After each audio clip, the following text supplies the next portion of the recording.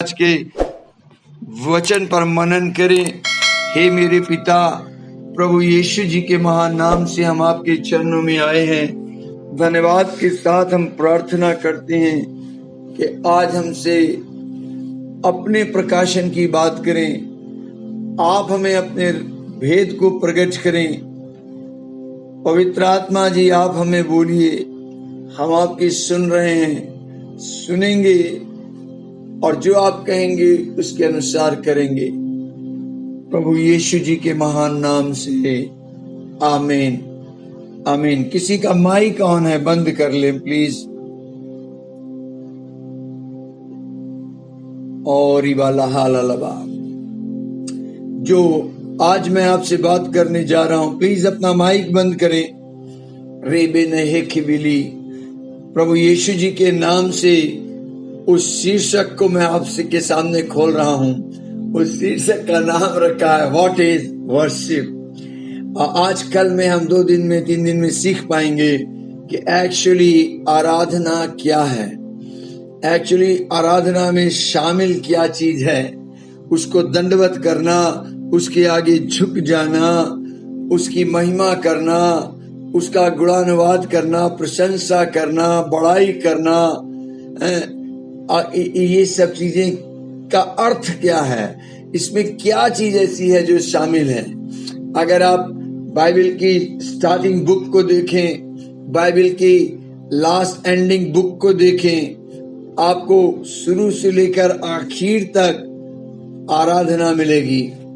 उसका मकसद ये है, कारण ये है क्योंकि परमपिता परमेश्वर ने मुझे और आपको बनाया ही इसलिए था कि हम आराधना करें, उसके सम्मुख आए, उसके सामने आए, उसके करीब आए और उसको निहारते हुए उसकी तारीफ करें, उसकी प्रशंसा करें। सो हम सीखने जा रहे हैं आराधना के बारे में। और जब आप किसी चीज के ओरिजिनल पॉइंट को देखते हैं, उसके उद्गम को, ओरिजिन को, सोर्स को, जहां से फर्स्ट टाइम स्टार्ट हुआ है, तब आपको बहुत सी चीजें उसके बारे में पता चलती हैं। फिर धीरे धीरे जैसे जैसे सभ्यता में बढ़ते हैं आप, जेंटलनेस में उसकी बढ़ते हैं, उसके ज्ञान में, प्रकाशन में बढ़ते हैं, और समय का चक्र धीरे धीरे जब पूरा होता जाता है और जैसे आज का दिन आ गया, आज का युग आ गया, उस दिन तक वो चीज अपने बड़े रिफाइंड वे में सामने आती है। जैसे आज की तारीख में अगर मैं कहूं आराधना, इमीडिएट आपका माइंड क्लिक करता है गीतों के ऊपर, भजन के ऊपर, और आप कुछ ऐसे गीत गाते हैं जिसमें परमेश्वर की तारीफ हो रही होती है। तो हम स्टार्टिंग से देखने जा रहे हैं कि आराधना क्या चीज है। हालेलुया। सो मैंने इसके लिए चैप्टर चूज किया है उत्पत्ति की पुस्तक, book of Genesis chapter 22 verse 1 to 19। मैं आपको सलाह दूंगा, आप खाली समय में इस पद को, इस वचनों को बार बार पढ़िएगा। बहुत सी बातें आप जान पाएंगे, सीख पाएंगे।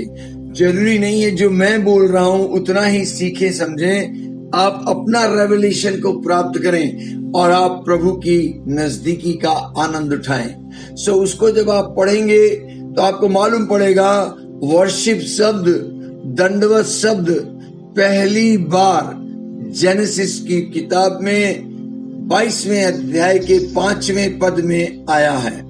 और वहां 5वें पद में अब्राहम जो है अपने बेटे इसहाक को कुछ कहता है, उसको आज्ञा देता है। क्या? अपने साथ बेटे इब्राहिम इसहाक को लेकर अपने सेवकों से कहता है कि तुम लोग यहीं हमारी सवारी जो गधा है, जो पार्किंग में मतलब ठहरे रहो, हमारी व्हीकल का ख्याल रखना। मैं और मेरा लड़का इसहाक वहां जा रहे हैं, वो इशारा करता है वहां जा रहे हैं, means top of the Moriah hills पर, और जाकर दंडवत करके वापस लौट के आ रहे हैं। हम जाते हैं और वहां जाकर हम वर्शिप करेंगे और हम वापस आ जाएंगे। ये बात वो अपने सेवकों को कहता है। तो मैंने ये वर्ड पर्टिकुलर इसलिए कोट किया कि यहाँ पर दंडवत शब्द पहली बार इस्तेमाल हुआ। प्रकाशित वाक्य में जब आप 5वां अध्याय उसके 13वें पद को अगर आप पढ़ेंगे तो यूहन्ना जो स्वर्ग का दर्शन देख रहा है वो कुछ बात कहता है, और वो कहता है मैंने स्वर्ग को और पृथ्वी को और पृथ्वी के नीचे और वो गहरे समुन्दर में जहां सब कुछ सिरजा हुआ वस्तुएं हैं और सब कुछ को जो कुछ उसमें है, स्वर्ग में, पृथ्वी के नीचे, समुन्दर में जो कुछ है, सब कुछ को जो उनमें है, ये कहते हुए सुना कि वो जो सिंहासन पर बैठा है उसका और मेमने का धन्यवाद, आदर, महिमा और राज्य युगान युग होता रहे। वो दंडवत और एंड में उसकी आराधना, महिमा, आदर, सामर्थ, राज, उसको मुख से अंगीकार किया जा रहा है, उसको बोला जा रहा है। आराधना में ये चीज शामिल है। अजीजों, कल हमने देखा था कि जब आराधक आता है, जब प्रॉफिट आता है तो भविष्य में होने वाली बात को खोलता है। जब प्रचारक, पासवान या कोई इवेंजलिस्ट, टीचर आता है तो वो परमेश्वर के दिल में क्या बात है उस बात को वचन के रूप में खोल देता है और सुनने वाले आशीष पाते हैं। लेकिन जो आराधक आता है तो आराधक जब आराधना में लीन होता है तो वो परमेश्वर को ही नीचे ले आता है। वो परमेश्वर का मैनिफेस्टेशन होता है, उसकी इनड्वेलिंग प्रेजेंस मैनिफेस्ट होने लगती है। तो हम देखते हैं एक दो पॉइंट इसके अंदर। पहला पॉइंट जो मैं आपको बताने जा रहा हूं वो है ट्रू वर्शिप। अजीजों, पर God belongs to worshipper and worshipper belongs to God. ये रिलेशन है। परमेश्वर ने आदम को, मुझको अपनी समानता समरूपता में रचा है। So true worship is not only singing as we think, but it is the attitude of our heart towards God. It's our response to the presence of God. How is your heart with God? What is the condition of your heart towards the people, towards the neighbor? How is your response? आपका प्रत्युत्तर क्या है परमेश्वर की उपस्थिति में? जब परमेश्वर की उपस्थिति को महसूस करते हैं तो आपका रिस्पॉन्स क्या आता है? आप क्या रिप्लाई कर रहे हैं टुवर्ड्स गॉड? आपका रिस्पॉन्स बहुत मायने रखता है। उसकी प्रेजेंस को रिकॉग्नाइज करना और उसकी प्रेजेंस को रिस्पॉन्स करना, मैंने आपको बहुत पहले बताया था। Recognising of the presence of God plus responding of the presence of God is equal to the great work of God. आप उसके उस महान कार्य को आश्चर्य को होते हुए देख सकते हैं। सो आपके हृदय की कंडीशन क्या है, हालत क्या है जब आप आराधना में आते हैं? क्या आपका हृदय परमेश्वर के साथ सही है? क्या आपका हृदय मनुष्यों के साथ, पड़ोसियों के साथ सही है? अगर ऐसा है तो आपके हृदय के अंदर कुदरती आनंद होगा। You are the most happiest person if your heart is right with God. उत्पत्ति 22 अध्याय के 1 और 2 और 3 पद से हम लोग देखने जा रहे हैं। पहली चीज, जो आराधक है, वर्शिपर है, उसके पास समय होना चाहिए। अपने जिंदगी का, अपने जीवन का एक पोर्शन आप परमेश्वर के सामने लाते हैं। आप अपने टाइम को उसके साथ बिताते हैं। Means you must be available. Abraham was available to God. जब परमेश्वर ने अब्राहम से कहा तो अब्राहम ने आंसर दिया, देख मैं यहां हूं, here I am. Are you available for God? आज कई लोग, इवन चर्च के लोग, ईसाई लोग परमेश्वर की हजूरी में बहुत देर करते हैं आने में। क्या करें कि इस भोर को उठकर उसके चरणों में आए। मैं अक्सर कहता हूं खाली उसके पास आकर बैठने की कोशिश करें। So first quality of the worshipper is he must be available to his creator, to his master. दूसरे वचन में अब्राहम जो है परमेश्वर की सारी बातों को ध्यान से सुनता है। वर्शिप के अंदर ये इन्वॉल्व है। अगर आप ट्रू वर्शिपर हैं तो आप परमेश्वर की बात को, उसकी वाणी को, उसकी आवाज को ध्यान पूर्वक सुनेंगे। केवल सुनेंगे नहीं, not only hearing but listening. Listening is greater deep meaning of hearing. Listening में आपका माइंड भी इन्वॉल्व होता है, आप ध्यान पूर्वक सुनते हैं। और यहाँ पर अब्राहम जो है बड़े ध्यान पूर्वक उस आवाज को सुनता है, वो सारी इंफॉर्मेशन को अपने पास लेता है। He is very very sensitive to hear the voice of God. मुझे और आपको, जो हम पवित्र आत्मा के युग में रह रहे हैं, मुझे और आपको क्या करना है? परमेश्वर की आत्मा की आवाज को बहुत ही ध्यान पूर्वक सुनना है। We must be sensitive to the voice of the Holy Spirit. Abraham ने यहोवा पिता की वाणी को बहुत ही क्लियरली सुना। He listened very very clearly the instruction without any doubt, without any confusion, without any no but why, no. वो सिर्फ ध्यान पूर्वक सुनता रहा।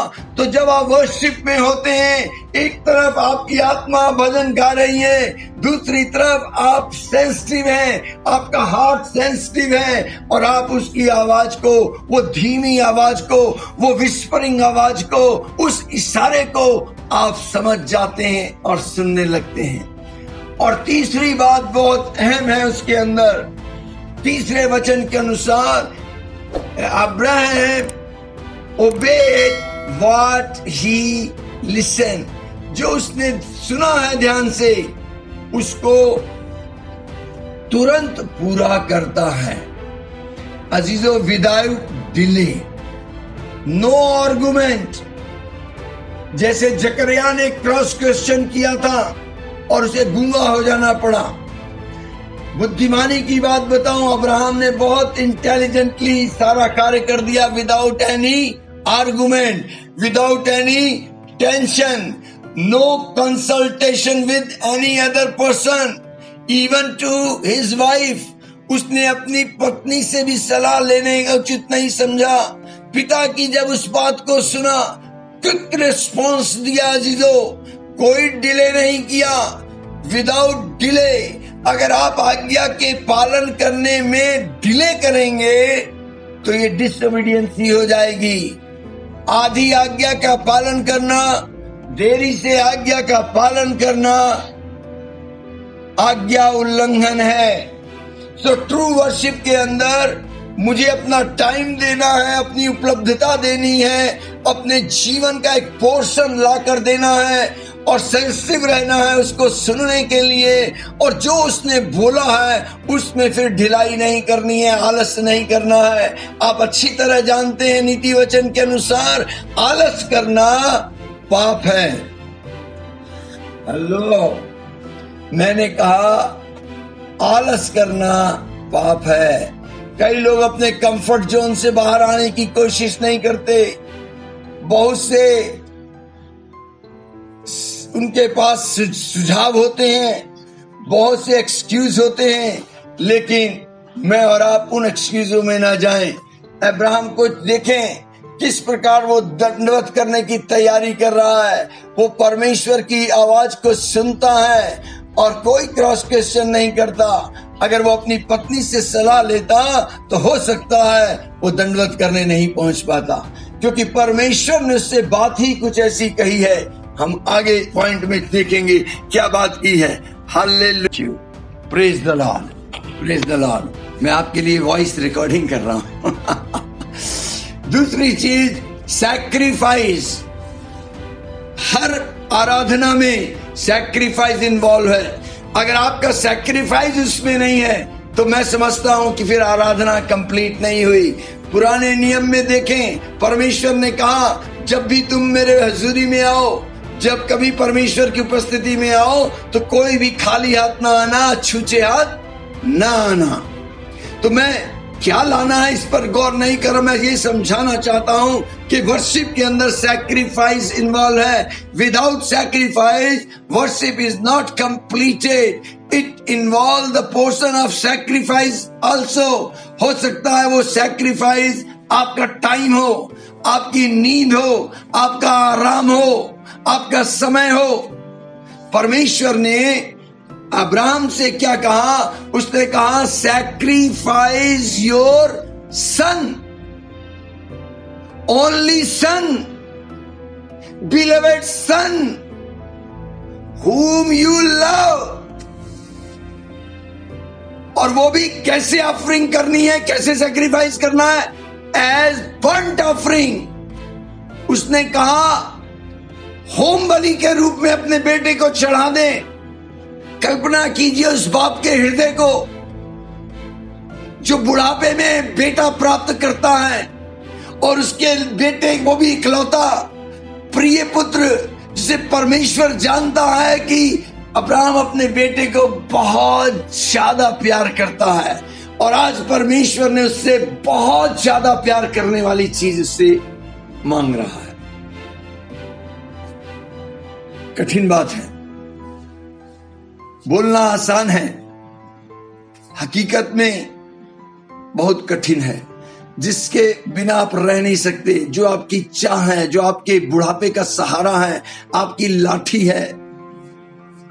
इतने दिनों के बाद आपको वो चीज मिली है और उसको उसका परमेश्वर कहता है मुझे दे दे, मेरे लिए इसे सैक्रिफाइस कर दे।